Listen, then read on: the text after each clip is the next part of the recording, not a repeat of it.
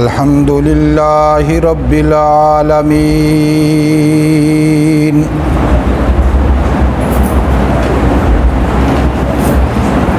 والعاقبۃ للمتقین والصلاة والسلام علی سید الرسل والصلاة والسلام علی سید الرسل وخاتم النبیین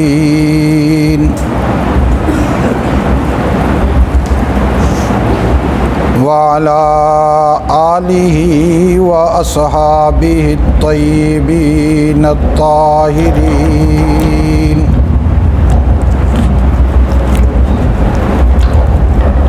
سیما علی الخلفاء الراشدین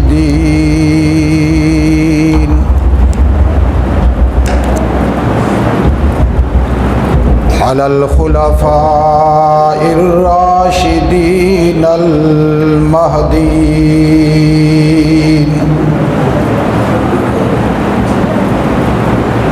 ولعنۃ اللہ علی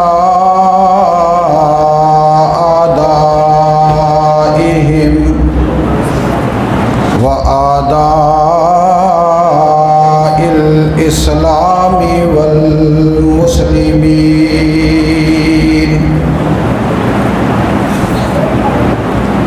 أما بعد أعوذ بالله من الشيطان الرجيم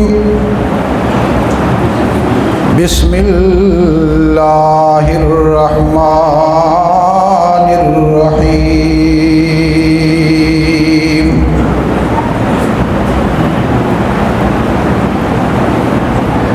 وَلَقَدْ آتَيْنَاكَ سَبْعًا مِّنَ الْمَثَانِي وَالْقُرْآنَ الْعَظِيمِ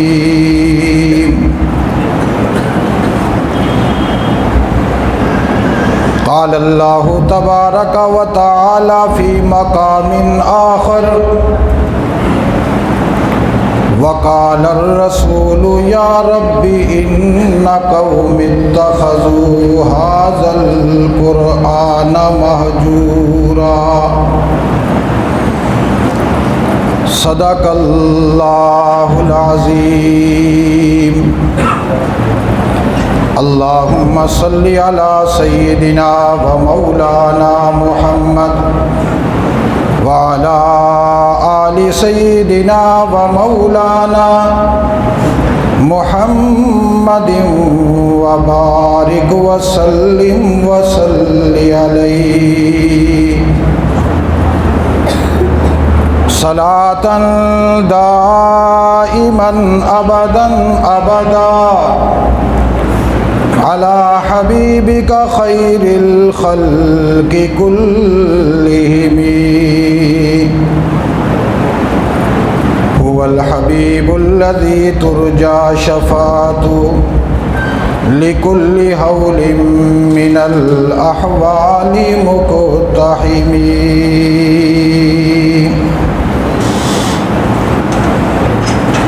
میرے انتہائی واجب التکریم آج کی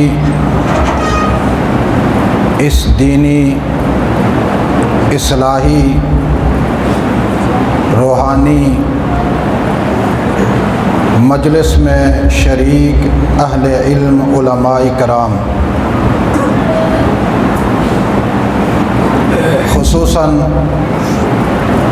اس مرکز کے امام و خطیب حضرت مولانا منظور حسین بالاکوٹی صاحب اور ان کی دعوت پر تشریف لائے ہوئے تمام علماء، قرائے اعظام، عمائدین علاقہ اور نوجوانان، آج کی یہ نشست عظمت قرآن و شان علی المرتضیٰ کے نام سے موسوم ہے۔ رمضان المبارک کی بابرکت ساعات گزر رہی ہے۔ 20 رمضان کے ایام گزر گئے، یعنی 2 حصے ماہ رمضان کے گزر گئے، ایک حصہ باقی رہ گیا۔ دعا ہے رب ذوالجلال کے دربار لجپال میں وہ ہمیں اس ماہ مبارک کی وہ ساری برکات نصیب فرمائے جو اس نے اپنے حبیب صلی اللہ علیہ وسلم کے ذریعہ سے ان کے امت کے لیے وعدہ فرمائی ہے۔ چونکہ تراویح کا اہتمام بھی ہوا اور اس میں قرآن حکیم بھی سنایا گیا، اور میں نے مولانا منظور صاحب سے پوچھا کہ قرآن پاک کس نے سنایا؟ انہوں نے بتلایا کہ 2 قاری صاحبان نے مل کر سنایا۔ ایسا ہی ہے۔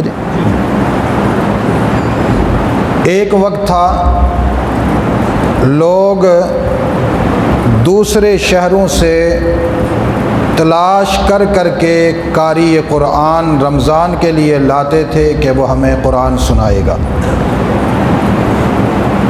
اور آج اللہ کا کتنا کرم ہے کہ ایک مسجد میں 2 حضرات 3 حضرات مل کر قرآن سنا رہے ہیں۔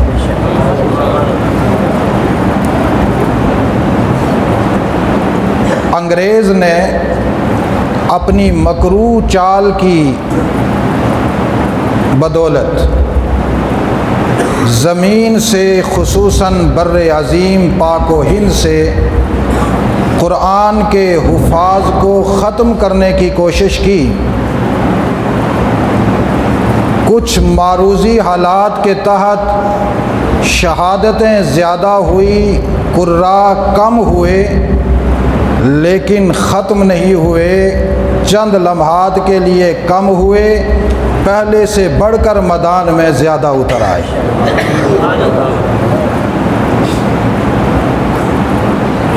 اگر ہم قرآن پاک کی عظمت کو دیکھیں تو جہاں اس کی عظمت پر قرآنی آیات ہیں، فرامین رسول ہیں، ان تمام دلائل سے ہٹ کر ہم خارجی دنیا میں، عقلی دنیا میں، شعور کی دنیا میں سروے کریں تو ہمیں پتہ چل جاتا ہے کہ قرآن پاک کی عظمت یہ ہے کہ جتنا اس کو دبانے کی کوشش کی جاتی ہے اس سے کئی گنا بڑھ کر یہ زمین کے سینے چیر کر اوپر آتا ہے۔ یہ علماء کرام کچھ مجھے پیچھے بیٹھے ہوئے نظر آ رہے ہیں، وہ آگے آ جائیں۔ مفتی شعیب صاحب آپ بھی آگے آ جائیں، آگے آ جائیں، علماء کرام سارے آگے آ جائیں۔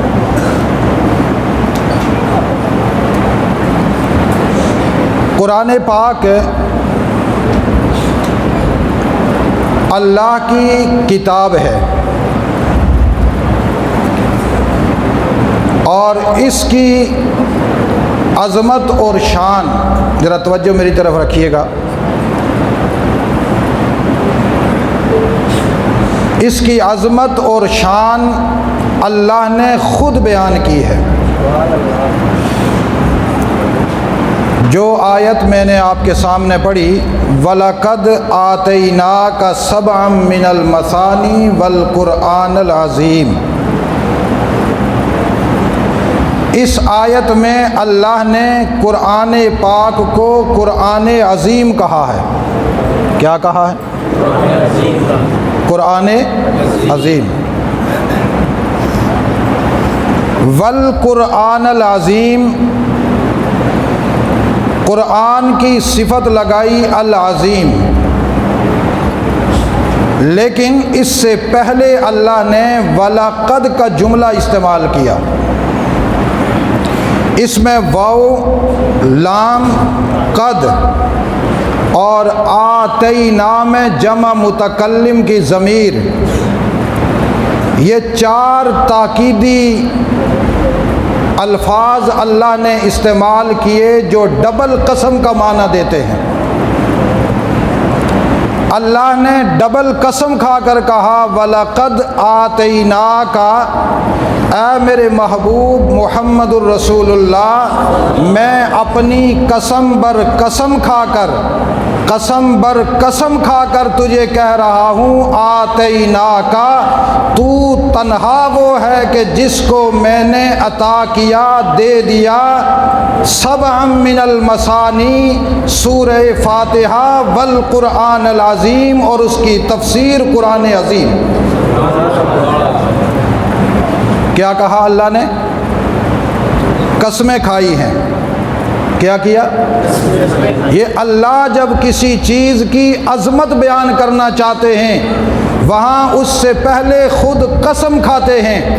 اور اللہ نے کہا وَلَقَدْ آتَيْنَاكَ سَبْعًا مِّنَ الْمَثَانِي وَالْقُرْآنَ الْعَظِيمِ، میرے محبوب میں تجھے ڈبل قسم کھا کر بڑی تاکید کے ساتھ اور بڑی ہی جامع کلمات کے ساتھ تجھے یقین دہانی کرا رہا ہوں، بتلا رہا ہوں، سمجھا رہا ہوں، تجھ پر یہ بات عیاں کر رہا ہوں کہ جو قرآن پاک میں نے تجھے دیا میں خود اس کی عظمت کا اقرار کر رہا ہوں.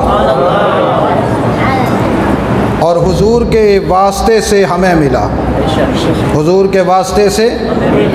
اب اگر تھوڑا سا آپ جیسے متوجہ ہوئے اور ہو جائیں تو میں اس آیت میں تھوڑے سے کچھ رموز نکال کر آپ کی جھولی میں ڈالوں. وَلَقَدْ آتَيْنَاكَ، آتَيْنَاكَ معنی ہے ہم نے دیا، ہم نے کا اے محبوب تجھے. اللہ کتنے ہیں؟ بولیے.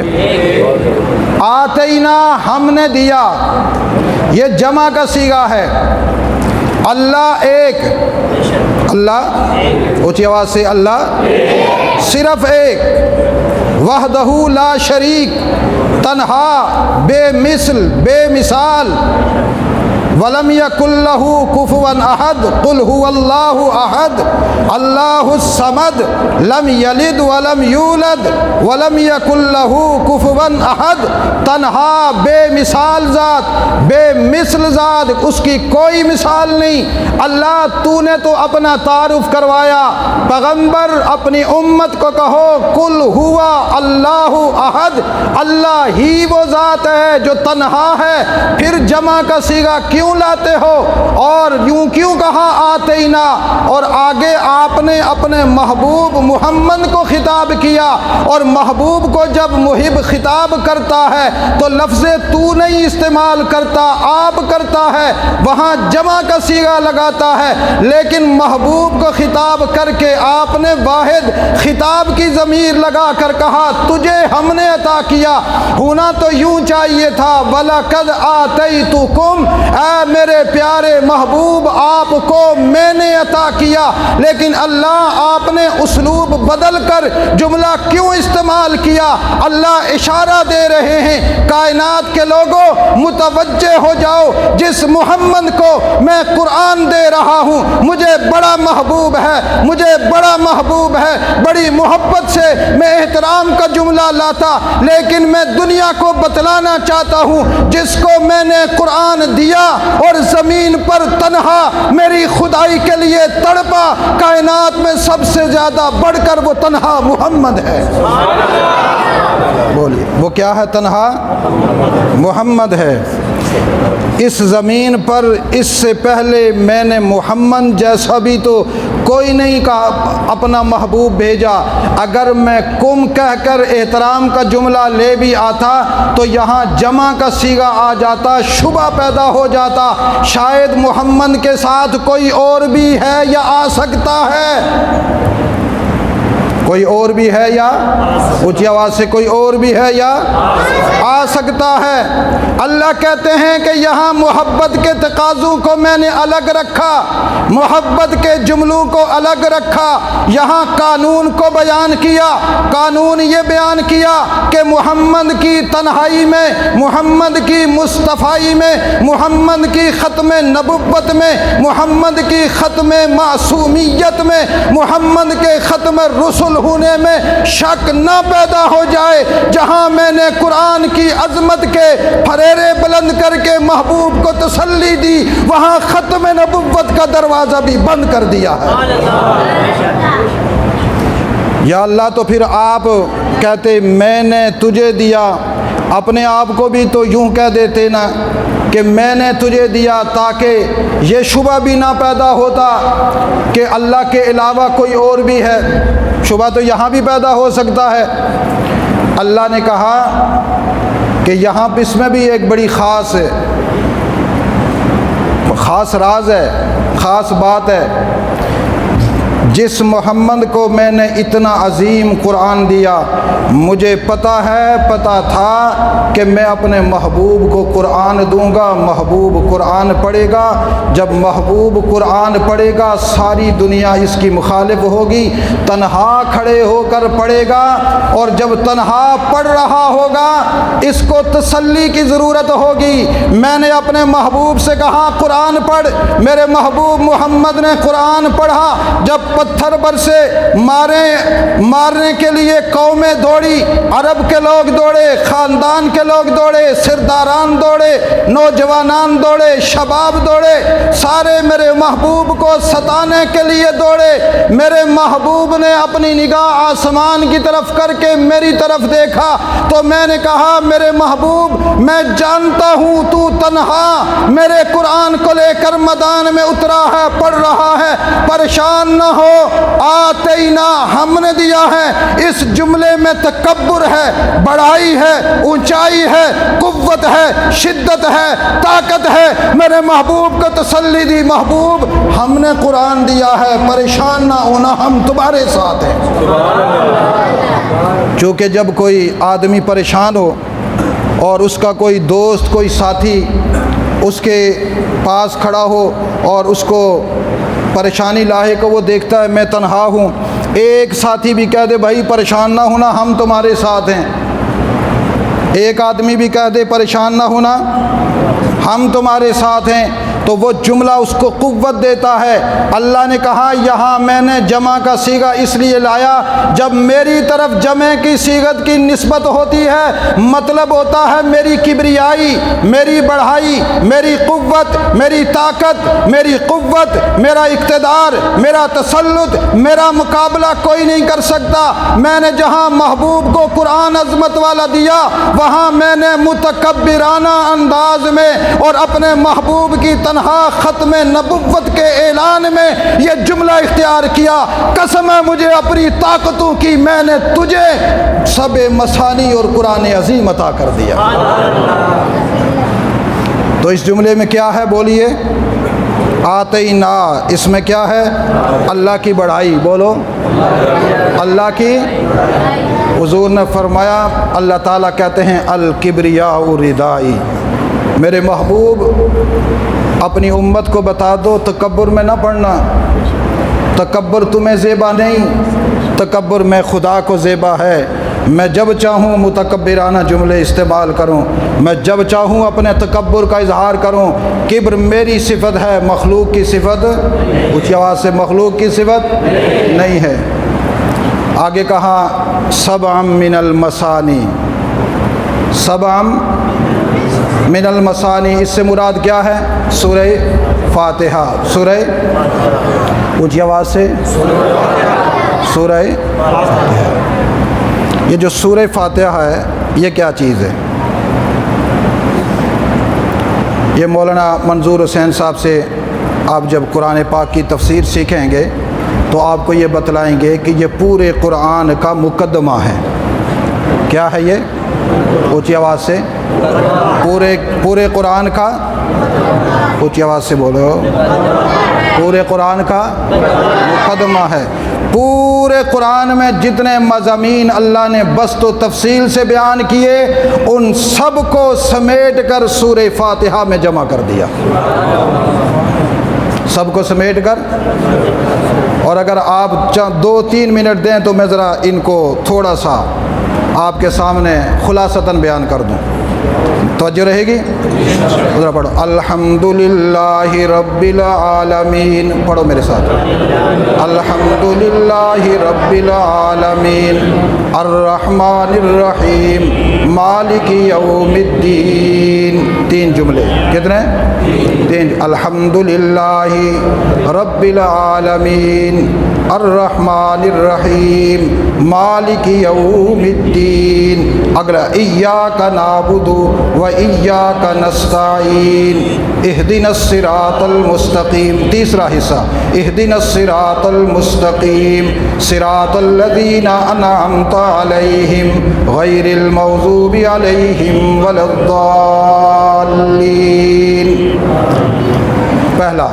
پہلے حصے میں اللہ کی حمد ہے، بولیے پہلے حصے میں اللہ کی الحمدللہ رب العالمین الرحمن الرحیم مالکی، یہاں تک اللہ کی بڑھائی کبریائی میں تفصیل نہیں کر رہا، ورنہ ایک ایک جملے پر گھنٹوں بات ہو سکتی ہے۔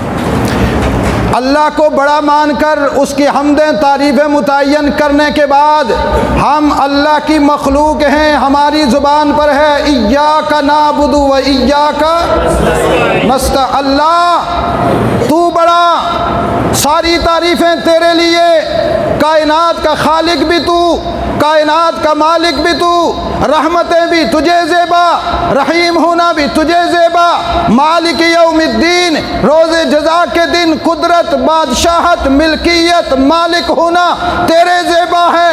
ہم کیا ہیں؟ ایاک نعبد و ایاک نستعین، تیرے دربار میں کھڑے ہو کر تجھ ہی سے مدد مانگتے ہیں، تیری ہی عبادت کرتے ہیں۔ ہماری زبان پر جب بھی جملہ آتا ہے تجھے راضی کرنے کے لیے، یا ہم تیرے ساتھ میں کھڑے ہو کر عبادت کرتے ہیں یا تجھ سے مدد مانگتے ہیں۔ یہ ہے مقام ابدیت۔ یہ کیا ہے؟ مسلمان کی پہلی شان یہ ہے کہ ہمہ وقت اللہ کی تعریف کرے۔ ہمہ وقت کس کی تعریف کرے؟ ہر وقت اللہ کی تعریف۔ اور دوسرا مرتبہ اس کا یہ ہے کہ اللہ کی تعریف کے بعد اللہ کی عبادت، اللہ کی عبادت، ایک اللہ کی عبادت، تنہا اللہ کی عبادت، ایاک نعبد۔ اور عبادت کے لوازمات میں سے ہے کہ جب بھی مانگا جائے کس سے مانگا جائے؟ اونچا اونچا کس سے مانگا جائے؟ وَإِيَّاكَ نَسْتَعِينُ، خوشی میں بھی کس سے مانگا جائے؟ غمی میں بھی کس سے مانگا جائے؟ حالت تنگی میں بھی کس سے مانگا جائے؟ حالت سرور میں بھی کس سے مانگا جائے؟ مسکراتے ہوئے کس سے مانگا جائے؟ روتے ہوئے کس سے مانگا جائے؟ ایک اسی سے، ایک۔ میں کئی دفعہ گزرتا ہوں نا تو یہ سائل جو ہوتے ہیں راستے میں تو یہ ہاتھ پھیلا دیتے ہیں، جیب میں نہ بھی ہو تو میرا ضمیر کہتا ہے کہ تو کیسا بے ایمان ہے کہ اس نے ہاتھ پھیلایا تو نے ان کو کچھ دیا نہیں۔ اور پھر میں جیب میں تلاش کرتا ہوں، مجھے جو مل جائے تو میں دے دیتا ہوں، نہ ہو تو آگے چل کر کوئی بھی جاننے والا مل جائے اس سے بھی لے کر میں دے دیتا ہوں۔ جب تک نہ دوں، کوئی فقیر کوئی سائل رہ جائے، مجھے اس دن نیند نہیں آتی، میں ملامت کرتا رہتا ہوں، واللہ مرد ہو عورت ہو، لوگ کہتے ہیں بیکاری ہے، یہ پیشہ ور ہے، ان کو نہ دو، میرا ضمیر ملامت کرتا ہے اس نے ہاتھ پھیلایا ہے، میرے سامنے پھیلایا ہے، میں کیوں نہ دوں؟ کیونکہ اگر اس کی جگہ میں ہوتا، اللہ مجھے ہاتھ پھیلانے والا بنا دیتا تو میں کیا کرتا؟ اللہ تیرا شکر کہ تو نے مجھے ہاتھ پھیلانے والا نہیں بنایا۔ جب میری یہ حالت ہے، آپ کی بھی یہ حالت ہو سکتی ہے، ہوتی ہوگی۔ اس اللہ کی شان کیا ہے، کتنی اعلیٰ شان ہے جب بندہ اس کو کہتا ہے اللہ میں نہیں مانگتا کسی سے، کسی اور سے نہیں مانگتا، تجھ ہی سے مانگتا ہوں، میری پیشانی کو دیکھ لے، اس پہ سجدے تیرے ہیں، میری زبان پہ دیکھ لے تعریف تیرے ہیں، میرے دل میں دیکھ دھڑکنیں تیرے لیے ہیں، مانگ بھی تجھ سے رہا ہوں۔ اللہ کہتا ہے تو مجھ سے مانگ رہا ہے، نہ دو تو میری غیرت کے خلاف ہے۔ زبان بندہ کھولتا ہے، خدا فوراً دے دیتا ہے۔ زبان بھی نہیں کھلتی بعض دفعہ، دل حرکت کرتا ہے، دیتا کون ہے؟ اس کے باوجود میں کبھی کبھی اپنے بعض نادان مسلمانوں کو دیکھتا ہوں، چونکہ میں پیر بھی ہوں، لوگ میرے پاس آتے ہیں، کہتے ہیں حضرت اللہ سے بڑا مانگا، اللہ نے نہیں دیا، اب آپ تھوڑا سا کچھ دے دیں۔ الیاذ باللہ، الیاذ باللہ، ثم الیاذ باللہ، بہت اللہ سے مانگا۔ میں پھر کہتا ہوں نہیں مانگتے تم اللہ سے، نہیں مانگا ہے، میں کہتا نہیں مانگا۔ بڑے وظیفے پڑھے، میں کہتا ہوں نہیں پڑھے۔ تم کہتے ہو یہ جو زبان کا اگلا حصہ ہے نا، یہ گول ہے، اس سے پڑھنے کو کہتے ہو کہ ہم نے وظیفے پڑھے، اس سے مانگنے کو کہتے ہو کہ ہم نے اللہ سے مانگا، اور مانگتے بھی وہ ہو جو تمہارے مفادات کا ہے۔ کبھی اس سے وہ بھی مانگا کہ جو تمہارے مفادات کا نہیں، بلکہ اللہ اور اس بندے کے درمیان میں جو رشتہ اتم ہے اس کے حوالے سے بھی کبھی مانگا؟ تو جواب آتا ہے نہیں۔ جواب کیا آتا ہے؟ اونچی آواز سے، میں یہ قسم اٹھا کر کہتا ہوں، یہ منبر گواہ، مسجد کا ذرہ ذرہ گواہ، آپ سب گواہ، اللہ سے اللہ کا بندہ مانگے اللہ نہ دے یہ ممکن نہیں ہے۔ خدا نے کہہ دیا ہے جب میرا بندہ مجھ سے مانگتا ہے میں دیتا ہوں۔ وقال ربکم ادعونی استجب لکم، جب بھی مجھے پکارو گے میں تمہاری بات مانوں گا، قبول کروں گا۔ اللہ، ہاں ہم مانگتے نہیں، جس طرح ہم مانگتے ہیں ہمارا مانگنا غلط ہے، ہمارے مانگنے میں کمی ہے۔ ایاک نعبد و ایاک، اونچی آواز سے، اور اگلا جملہ اہدنا الصراط المستقیم، بولیے اہدنا الصراط المستقیم۔ اللہ عبادت بھی تیری کرتے ہیں، مانگتے بھی تجھ سے ہیں، ایک مہربانی اور کر دے، اہدنا صراط المستقیم، اے اللہ ہمیں سیدھے راستے پہ چلاتے رہنا۔ کہاں چلانا؟ اونچی آواز سے، کہاں چلانا؟ سیدھے راستے پر، بالکل سیدھے راستے پہ۔ اہدنا الصراط المستقیم صراط الذین انعمت علیہم، اللہ نے اپنے محبوب کو کہا میں تمہاری امت کو دعا بھی بتلا رہا ہوں اور دعا کا اصل مرکز بھی بتلا رہا ہوں۔ جب مجھ سے صراط مستقیم مانگیں تو خود اپنی زبان سے تشریح کر کے مانگیں، جب یہ تشریح کر کے مانگیں گے میں وہ راستہ ان کو ضرور عطا کروں گا۔ اے اللہ ہمیں صراط، اب صراط مستقیم کیا ہے؟ صراط الذین انعمت علیہم، انعمت علیہم، اے اللہ ان لوگوں کا راستہ جن پر تو نے انعام کیا، اونچی آواز سے، جن پر تو نے انعام کیا، یا اللہ جن پر تو نے انعام کیا ان کا راستہ۔ اللہ نے کہا کوئی کسی کو دھوکہ نہ لگ جائے کہ بڑا گھر بنا لینا انعام ہے، بڑے پلازے بنا لینا انعام ہے، بڑی گاڑی لے لینا انعام ہے، بڑا بزنس کر لینا انعام ہے، دنیا کی شہرت حاصل کر لینا انعام ہے، حکومت حاصل کر لینا انعام ہے، نہیں، بلکہ انعام یہ ہے جو میں نے اپنے نبیوں پہ کیا، جو صدیقین پر کیا، جو شہداء پر کیا، جو صالحین پر کیا۔ جب تیرا امتی کہے گا مجھے صراط مستقیم عطا فرما، مجھے قسم ہے اپنی ذات کی میں ان کو نبیوں کی نسبت بھی عطا کر دوں گا، صدیقین کی نسبت بھی عطا کر دوں گا، شہداء اور صالحین کی نسبت بھی عطا کر دوں گا۔ انعام یافتہ، یہ قرآن کی دوسری آیت میں موجود ہے، انعم اللہ علیہم من النبیین والصدیقین والشہداء والصالحین وحسن اولئک رفیقا۔ جن لوگوں پر انعام ہے، جن لوگوں پہ انعام، وہ کون ہیں؟ انبیاء، سارے بولو، وہ سارے کون ہیں؟ انبیاء، صدیقین، सिद्दीकीन, शुहदा, सालिहीन, अंबिया का तबका, सारे नबियों के इमाम जनाब मुहम्मदुर रसूलुल्लाह। हुजूर के बाद आपसे पहले ईसा अलैहिस्सलाम से लेकर आदम तक नबियों का एक तसलसल, एक सिलसिला, एक जमात है पूरी, एक तबका है पूरा। आदम से लेकर ईसा तक, ईसा से लेकर आदम तक नबी रसूल दरमियान में मौजूद हैं। इन सारे नबियों पर अल्लाह ने इनाम किया, लेकिन सबसे बढ़कर इमामुल अंबिया पे इनाम किया। सबसे बढ़कर इमामुल अंबिया पर इनाम किया।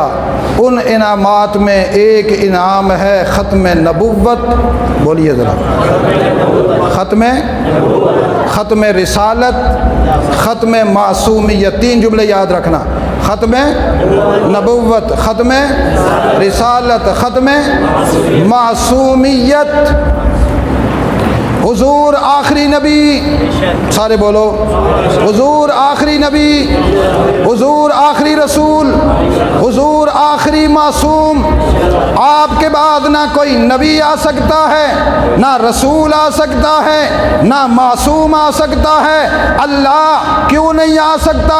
कहा इसलिए कि मेरा नबी मुहम्मदुर रसूलुल्लाह, जिसको मैंने कहा था आतैना का, ये का ज़मीर में जिसको मैंने बंद कर दिया था, वो मुहम्मद आ चुका है। अब इसके बाद नबुव्वत, रिसालत, मासूमियत उसका आखिरी खासा है। उसके बाद किसी और को मिल नहीं सकता। उसके बाद किसी और को, ऊंची आवाज़, अगर किसी के हाशिया ख्याल में, तसव्वुर में भी आ जाए शायद कि कोई दूसरा नबी हो जाए, क्या कहेंगे आप? मैं अभी आपको कह दूं कि शायद फलाना आदमी नबी हो, तसव्वुर आ जाए, मैं अपने तसव्वुर का इज़हार करूं, अकीदे का नहीं। किसका? तसव्वुर का, कि मेरा तसव्वुर कहता है। तो आप क्या कहेंगे? मुफ्ती साहब कहेंगे या काफिर कहेंगे? बोलो सारे, बोलो बोलो, कह दो। वो काफिर ही कहेंगे और क्या कहेंगे? फिर मैं नीचे मिंबर ऊपर, अभी तो मैं मिंबर पे हूँ, फिर मैं नीचे मिंबर, उसके ऊपर आप।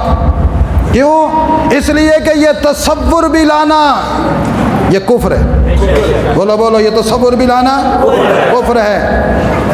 हुजूर के बाद सिद्दीक होगा, हुजूर के बाद सिद्दीक होगा, हुजूर के बाद फारूक होगा, हुजूर के बाद ज़ुन्नुरैन होगा, हुजूर के बाद हैदर कर्रार होगा, हुजूर के बाद हसन मुज्तबा होगा, हुजूर के बाद मुआविया बिन अबी सुफियान होगा, हुजूर के बाद बिलाल होगा, हुजूर के बाद अब्दुल्ला इब्ने मसूद होगा, अब्दुल्ला इब्ने अब्बास होगा, बिलाल होगा, अबू हुरैरा होगा, सहाबा होंगे, सिद्दीकीन होंगे, शुहदा होंगे, सालिहीन होंगे, अज़मत वाले होंगे। लेकिन नहीं हो सकता तो कोई मासूम नहीं हो सकता, कोई नबी नहीं हो सकता, कोई रसूल, ऊंची ऊंची आवाज़ से, कोई रसूल नहीं हो सकता। अली कौन है? बोलिए बोलिए। अली सहाबी है, ऊंची आवाज़ से, कौन है? सहाबी रसूल भी हैं, परवुर्दा रसूल भी हैं। ऊंची आवाज़ से, परवुर्दा रसूल भी हैं। रात को एक जगह मेरा बयान था, ये मरी से आगे मलकोट के इलाके में, वहाँ पर भी एक बात मेरे जहन में आई थी, आपको भी थोड़ा सा उसको टच दे देता हूँ। अली परवुर्दा रसूल है। कौन है अली? परवुर्दा रसूल। अबू तालिब माली तौर पर कमज़ोर थे। हज़रत अब्बास ने फरमाया, मोहम्मद तूने बचपन में बकरियां चरा कर अबू तालिब के घराने को रोटियां खिलाई, उसके घराने की कफ़ालत की। हमारा इज़्ज़तदार बड़ा मक्के का सरदार है, मेरा भाई है, बच्चे इसके पूरा खाना भी नहीं खिला सकता। ज़ाहिर है जो लीडर होता है उसके घर में खाना मुश्किल ही होता है, वो लीडरी करे या रोज़ी कमाए। ऐसा कर, एक बच्चा तू रख ले, एक मैं रख लेता हूँ, उस पर बोझ कम हो जाएगा। हुजूर ने यूँ किया, फरमाया चाचा बात तो सही है, نگاہ ڈالی، ہاتھ پکڑا علی کا، اٹھا کر اپنی گود میں لے آئے۔ اٹھا کر کہاں لائے؟ اونچی آواز سے، اپنی گود میں لائے۔ ادھر حضور نے اپنی گود میں لایا، تقدیر مسکرائی، عرش والے نے کہا محمد یہ انتخاب تیرا نہیں، انتخاب میرا ہے۔ ابو طالب کے گھر سے علی کو میں نے منتخب کر کے تیری گود میں بھیج دیا ہے، تو اس کی تربیت کرے گا۔ قیامت تک جب علی کا نام آئے گا، علی کی شان کی بات ہوگی، عظمت کی بات ہوگی، عزت کی بات ہوگی، آبرو کی بات ہوگی، پیچھے تیری تربیت کا ہاتھ ہوگا۔ والی کتنا کمال کا انسان ہے تو، اس لیے کہ تجھے محمد نے اپنی گود میں بٹھا کر پالا ہے، لقمے توڑ کر اپنے ہاتھوں سے تیرے منہ میں ڈالے ہیں، لقمے توڑ کر تیرے منہ پہ ڈالے، تیری انگلی پکڑ کر تجھے چلایا، پھر جب تو ابھی بچہ تھا تجھے بتلایا میں محمد الرسول اللہ بن گیا ہوں۔ علی ابھی سوچ کی صلاحیت نہیں رکھتا، علی نے کہہ دیا محمد میں تو آپ کو جب سے بچپن سے ابھی بھی چھوٹا ہوں دیکھ رہا ہوں، میں نے بھی تو آپ کو نبی ہی دیکھا ہے، اور کیا دیکھا ہے؟ جو لقمے آپ میرے منہ میں ڈالتے رہے ان میں نبوت کی لذت ہی تو تھی، جو شفقت آپ کی گود میں مجھے ملی یہ ابو طالب کی گود میں نہیں، یہ محمد رسول اللہ کی گود میں ہی مل سکتی ہے۔ اللہ نے کہا اس علی کوئی تربیت محمد کریں گے، تاکہ بعد کے آنے والے مورخین اپنی کتابوں میں لکھیں گے کہ عائشہ الصدیقہ اونٹ پر بیٹھ کر علی کے مقابلے میں نکلی، اور علی عائشہ الصدیقہ کے مقابلے میں آیا، اور باہم دونوں کی جنگ ہوئی، جنگ جمل بنی۔ مورخ اپنی کتابوں میں لکھے گا اے میرے محمد تیرے سچے امتی پہلے سمجھ جائیں، جس علی کی تربیت محمد نے کی ہو وہ کبھی اپنی ماں عائشہ کے مقابلے میں نہیں آ سکتا، وہ اپنی ماں عائشہ کے مقابلے میں بولو عائشہ کے مقابلے میں نہیں آ سکتا۔ وہ کوئی اور علی ہوگا جس کو تم کتابوں میں ثابت کرنا چاہتے ہو کہ عائشہ الصدیقہ کے مقابلے میں آیا۔ کیوں؟ عائشہ نبی کی زوجہ حرم رسول ہے، جس پر 12 آسمانوں سے جبریل رب کے سلام لے کر آیا ہے، علی نے وہ سلام خود سنے ہیں، وہ کیسے عائشہ کے مقابلے میں اپنی ماں کے مقابلے میں آ سکتا؟ مجھے کوئی دلیل نہیں دینے کی ضرورت، نہ آپ کو دلیل سننے کی ضرورت ہے۔ علی کی تربیت کس نے کی ہے؟ بولو سارے، بولو بولو۔ کیا حضور کی یہ تربیت بتا سکتی ہے کہ علی اپنی ماں کے مقابلے میں آئے؟ حضور نے تو ہمیں بھی بتلایا 15 صدیاں بعد جو تمہاری ماں ہے، جو بھی تمہارے ساتھ ظلم کرے اس کے سامنے بھی نگاہ نہ اٹھانا۔ علی کو کیسے کہہ سکتے تھے کہ میری زوجہ عائشہ الصدیقہ اس کے مقابلے میں تو آ سکتا ہے؟ اور میرا عقیدہ علی کے بارے میں، اہل سنت کا عقیدہ، علی کی قدم قدم پر نبی کی رحمت والا ہاتھ ہے۔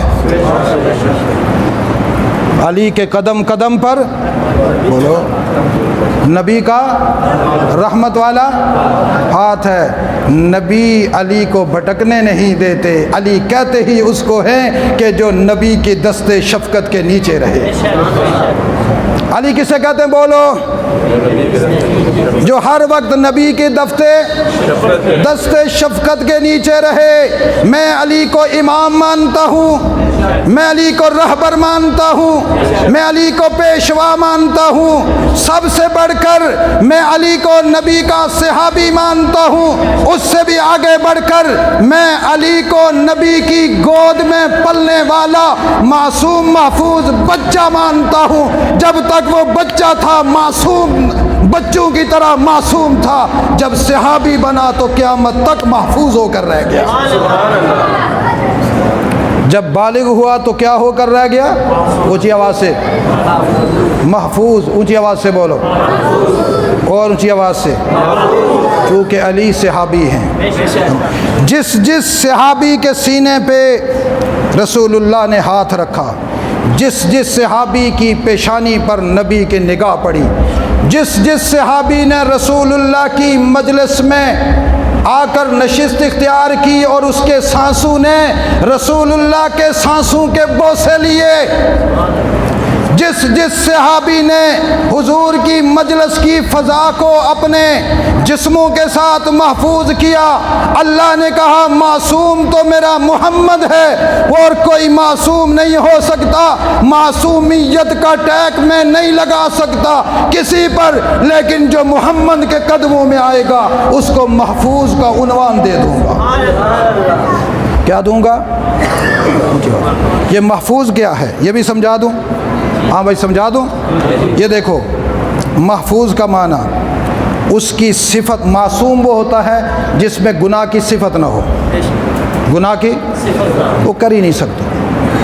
محفوظ وہ ہے کہ جس میں گناہ کا عنصر اللہ رکھے، اللہ گناہ کی صفت موجود ہو، لیکن اللہ اپنی قدرت اور رحمت کی انگلی ان کی چاروں طرف پھیر دے اور کہے کہ یہ میں نے ان میں گناہ کی صفت تو رکھی ہے، لیکن میں ان کو گناہ کے قریب نہیں جانے دوں گا، گناہ کے قریب ان کو جانے کی تو دور کی بات ہے، میں نے اپنی قدرت کی انگلی وہاں بھی رکھ دی ہے، گناہ نافرمانی عصیان کو بھی کہہ دیا ہے۔ خبردار، جس شہر میں میرے محمد کے صحابہ ہوں گے اس شہر سے بھی تیرا گزر نہ ہو۔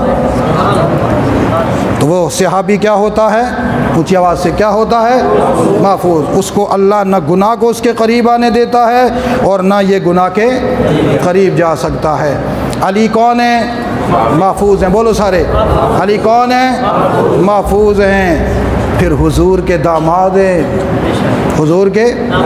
حضور نے اپنی وہ بیٹی جس کے چہرے کو حضور دیکھتے ہی حضور کو کبھی خدیجہ یاد آ جاتی، کبھی زینب یاد آ جاتی، کبھی رقیہ یاد آتی، کبھی ام کلثوم یاد آتی۔ پھر چھوٹی بیٹی ویسے بھی پیار کا مرکز ہوتی ہے، حضور فرماتے فاطمہ میں تجھے بار بار اس لیے دیکھتا ہوں تو اپنی ماں خدیجہ کی طرح وہ مجھے یاد آتی ہے۔ فاطمہ تیری بڑی بہن زینب جس نے تیرے ابو کے لیے مکہ میں بڑے ظلم سہے، جس نے کفار سے ماریں کھائی، جس نے میرے لیے سب سے زیادہ قربانیاں دی، فاطمہ تیرے چہرے میں مجھے زینب یاد آتی ہے، فاطمہ تیرے چہرے میں مجھے اپنی بیٹی رقیہ جو عثمان کے عقد میں تھی وہ یاد آتی ہے، ام کلثوم یاد آتی ہے، تو خود بھی میرے جگر کا ٹکڑا ہے۔ اتنے پیاروں کا مرکز فاطمہ جس شخصیت کے نکاح میں رسول اللہ نے دی وہ علی کتنی شانوں والا ہوگا۔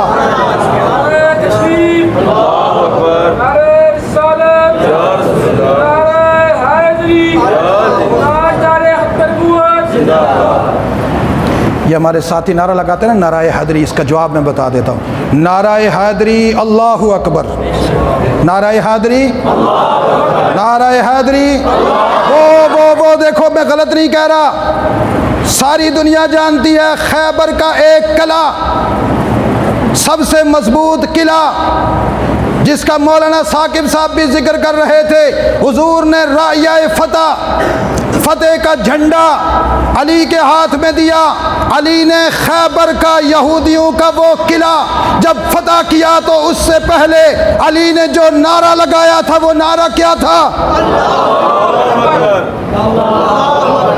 کیا نعرہ تھا؟ تو پھر نعرہ حیدری، نعرہ حیدری۔ اب میں ایک نعرہ صدیقی، کہو اللہ اکبر، نعرہ صدیقی، نعرہ فاروقی، نعرہ عثمانی، نعرہ حیدری، نعرہ معاویہ، نعرہ اصحاب محمد۔ حضور نے احد کے میدان میں یہ نعرہ لگوایا، یہ میں مولانا جھوٹ تو نہیں کہہ رہا، بخاری اٹھا کر دیکھو، مسلم اٹھا کر دیکھو، صحیح ستہ اٹھا کر دیکھو، سیرت کی کتابیں اٹھا کر دیکھو، حضور نے احد کے میدان میں یہ نعرہ لگوایا، اللہ اکبر۔ اب میں عرض کر رہا تھا فاطمہ اتنی محبتوں کا مرکز، حضور نے جس کا چہرہ دیکھ کر اپنی بیٹی فاطمہ کے لیے منتخب کیا وہ علی اتنی ہی محبتوں کا حقدار تھا کہ جو اتنی بڑی محبتوں کی مرکز بیٹی جس کی گود میں دے دی اور حضور نے عملاً بتلا دیا فاطمہ تو بھی مجھے محبوب ہے، جس کی دلہن تجھے میں نے بنا دیا وہ بھی مجھے محبوب ہے۔ تو پھر علی سے محبت کرنا ہمارے ایمان کی مجبوری ہے، حصہ نہیں، مجبوری ہے۔ یہ میں جملہ بڑا سوچ سمجھ کے کہہ رہا ہوں، علی سے محبت کرنا ہماری بولو بولو ہماری مجبوری ہے۔ ہم علی سے محبت نہ کریں مسلمان نہیں رہ سکتے۔ علی کی تربیت امام الانبیاء نے کی، علی پروردہ ہے محمد الرسول اللہ کا، علی کو کلمہ رسول اللہ نے پڑھایا، علی کی پرورش رسول اللہ نے کی، علی کو بیٹی رسول اللہ نے دی، تصدیق فرما دی۔ اگر ہم علی پہ اعتماد نہ کریں تو گویا رسول اللہ پہ ہمارا اعتماد نہیں۔ اس لیے میں برملا کہتا ہوں کہ علی ہمارے امام ہیں، بولیے علی ہمارے علی کی میں الحمدللہ چاروں سلاسل کا پیر ہوں، چاروں سلاسل سے بیعت کرتا ہوں۔ 3 بڑے سلسلے روحانی علی پہ جا کے مکتے ہیں۔ کہاں جا کے ختم ہوتے ہیں؟ بولو بولو کہاں پہ؟ قادریہ، چشتیہ، سروردیہ، کہاں جا کر ختم ہوتے ہیں؟ علی۔ میں نے بارہا علی کو حالت کشف میں دیکھا، حالت منام میں دیکھا، حالت مراقبہ میں دیکھا، اور جب بھی دیکھا رب محمد کی قسم اٹھا کر کہتا ہوں اس جگہ پر دیکھا جہاں حضور کے ساتھ ابو بکر بیٹھے ہیں، عمر بیٹھے ہیں، پھر عثمان بیٹھے ہیں، ساتھ علی بیٹھے ہیں، اس ترتیب سے بیٹھے ہوئے دیکھا، چاروں کو رسول اللہ کے چہرے کی طرف دیکھ کر مسکراتے دیکھا، حضور کو ان کے چہروں کی طرف دیکھ کر مسکراتے دیکھا۔ اور یہ میں آپ کو صرف سمجھانے کے لیے عرض کر رہا ہوں، تصوف کی باتیں ممبر پہ نہیں بیان کی جاتی، کیونکہ یہ آپ کو کیا پتہ مکاشفہ کیا، لیکن میں آپ کو سمجھانے کے لیے کہہ رہا ہوں کہ میں نے علی کو جب بھی دیکھا، ہم نے ان سے پوچھا علی آپ صدیق سے ناراض تھے؟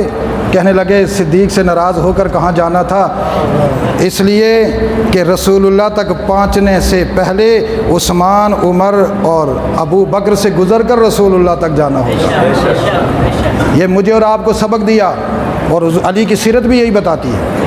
جیسے علی کی سیرت ہے اسی پر حالت کشف کی بات بتلا رہا ہوں۔ اس لیے میرے عزیز دوستو ہم دعا کرتے ہیں صراط الذین انعمت علیہم، اور اگلا جملہ غیر المغضوب علیہم ولا الضالین۔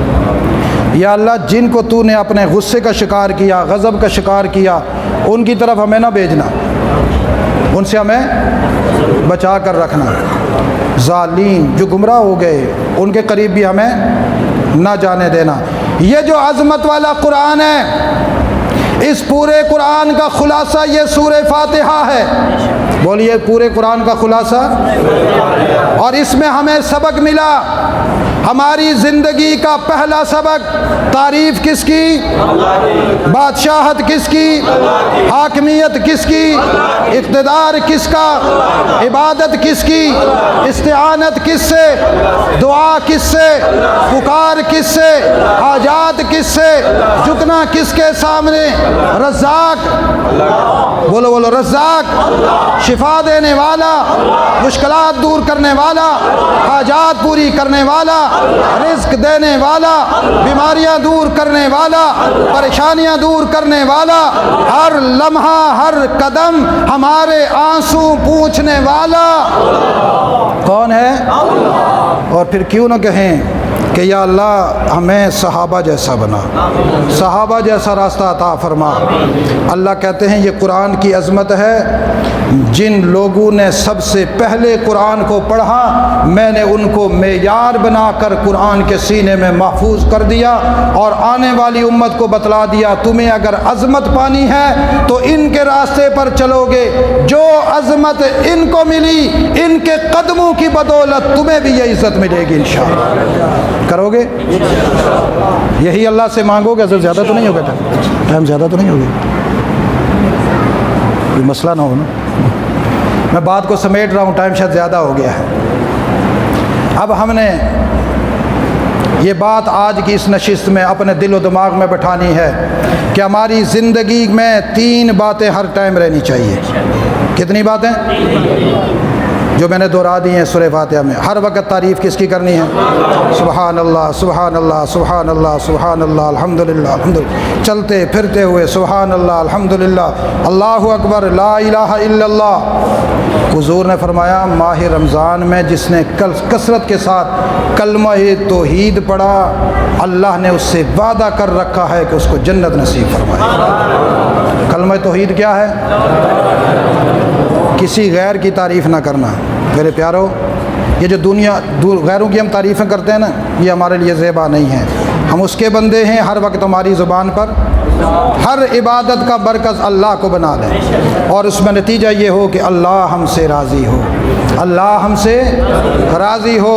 اور پھر آخری بات جس میں ہمیں حساس رہنا ہوگا، حساس، یہ بات میں سمجھانا چاہتا ہوں، جو رسول اللہ کے مقابلے میں گروہ ہیں اس گروہ سے ہمیں دور رہنا ہوگا، اس گروہ سے۔ یہ ابھی بچہ نعت پڑھ رہا تھا نا کہ جس نے حضور کا دل دکھایا، کیسے شعر تھا؟ جس نے حضور کا دل دکھایا وہ جنت میں نہیں جا سکتا، اس کا ترجمہ یہی تھا نا۔ حضور کا دل کیسے دکھتا ہے؟ بس یہ سوال ہے اور اس کا جواب دے کر تقریر ختم کرتا ہوں۔ حضور کا دل کیسے دکھتا ہے؟ جس کو میں نے سکھایا ہوا ہے وہ نہیں۔ ہاں، حضور کا دل کیسے دکھتا ہے؟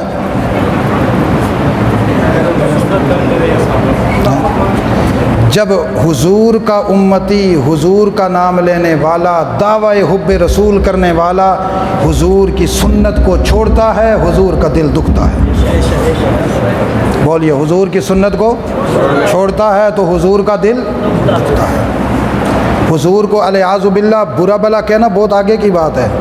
حبدار رسول، محب رسول حضور کی سنت کو چھوڑتا ہے، حضور کا دل، اونچی آواز سے، یہ میں اس لیے سمجھا رہا ہوں، میں لوگوں کو، اپنے احباب کو ترغیباً اصلاحاً یہ کوشش کرتا ہوں کہ سنت کے جو مشہور طریقے ہیں کم از کم وہ ہماری زندگی میں آ جائیں۔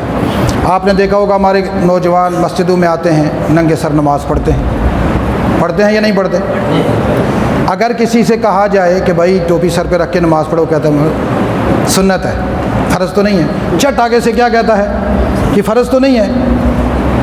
گویا کہ اس مسئلے کا وہ مفتی ہے کہ وہ ہمیں آگے سے مسئلہ بتاتا ہے، جی فرض تو نہیں ہے۔ اب آپ کہتے ہیں جی واقعی نماز کے فرائض میں تو یہ لکھا ہوا نہیں ہے، ہم نے تو نماز حنفی میں یہی پڑھا ہے کہ نماز کے فلاں فلاں ارکان ہیں، فلاں فلاں شرائط ہیں، فلاں فلاں واجبات ہیں، اس میں ٹوپی کا تو ذکر ہی نہیں ہے۔ اب یہ مسئلہ سنتے ہی آدمی چپ ہو جاتا ہے۔ لیکن اگر ہم اس ٹوپی کو اس حیثیت سے دیکھیں کہ کتابوں میں یہ سنت لکھی ہے یا فرض لکھی ہے، فرض کی کیا تعریف ہے، اس سے ہٹ کر اس کو اگر ہم دیکھیں کہ یہ ٹوپی کس کے سر پہ تھی، کس کے سر پہ تھی؟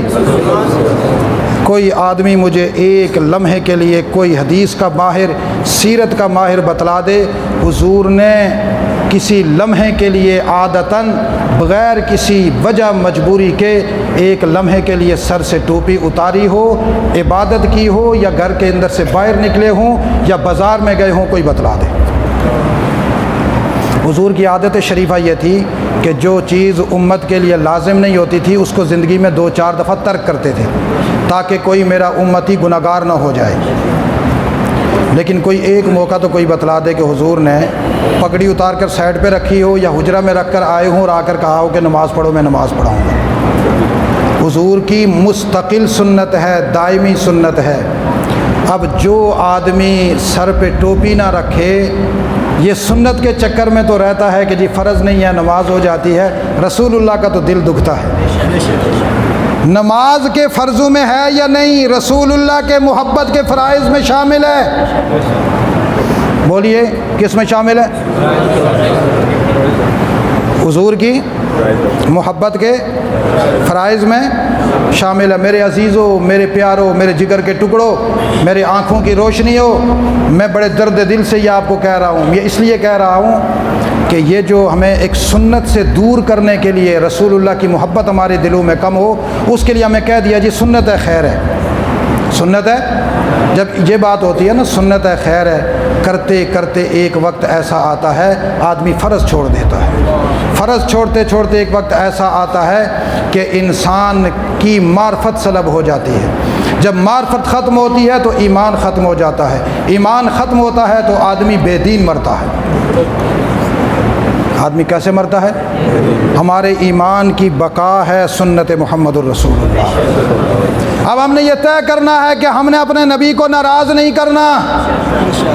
یہ میرے جو نوجوان داڑھی نہیں رکھ رہے، سنتی تو ہے، چلو بوڑھے ہوں گے تو رکھیں گے، چند لمحات کے لیے رات کو آج جا کر شاید لیلۃ القدر ہو، 21ویں شب ہو، سوچ لینا، شاید ہمارے دل میں یہ بات اتر جائے کہ ہمارے چہرے پر وہ بال ہونے فرض ہیں جو نبی کے چہرے پر تھے۔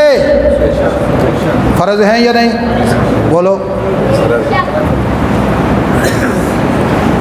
اب ہم حضور کا اگر دل دکھائیں اپنی خواہش کے لیے، اپنی خوشی کے لیے، تو پھر ہم کل رسول اللہ کا سامنا کیسے کریں گے؟ کوئی ہے ہمارے پاس؟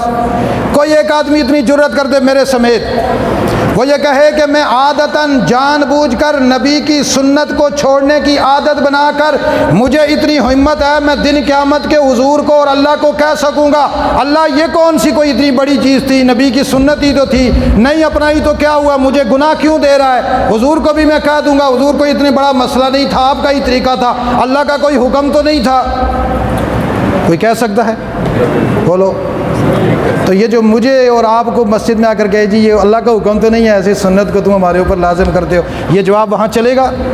اس لیے میرے عزیز دوستو، ہمارے لیے ضروری ہے یہ غیر المغضوب علیہم ولا الضالین، یہ سارے اللہ کے غضب کا شکار اور گمراہ لوگوں کے طریقے ہیں۔ ہمارے اوپر ضروری ہے کہ جب ہم انعام یافتہ طبقے کے لیے دعا کرتے ہیں، ہم سر تا پا اپنے آپ کو انعام یافتہ طبقے کا مجسمہ بنا کر پیش کر کے اللہ کو کہیں اللہ ہم نے ظاہری طور پر حلیہ بنا لیا، اس پر استقامت تو دینا، ہماری انگلی پکڑ کے رکھنا، گمراہ نہ ہونے دینا، اس لیے کہ ہم تیرے نبی کے غلاموں کی اتباع میں آ چکے ہیں، تجھ سے وعدہ کرتے ہیں یہ راستہ نہیں چھوڑیں گے۔ کریں گے کوشش؟ اللہ تعالی ہمیں عمل کی توفیق نصیب فرمائے۔ جو باتیں میں نے کہی اللہ ان میں کوئی کمزوری کوتاہی ہے تو معاف فرمائے، اور اللہ تعالی ہم سب کو اس پر عمل کرنے کی توفیق نصیب فرمائے۔ وآخر دعوانا ان الحمدللہ رب العالمین۔ لقد يسرنا القرآن للذكر فهل من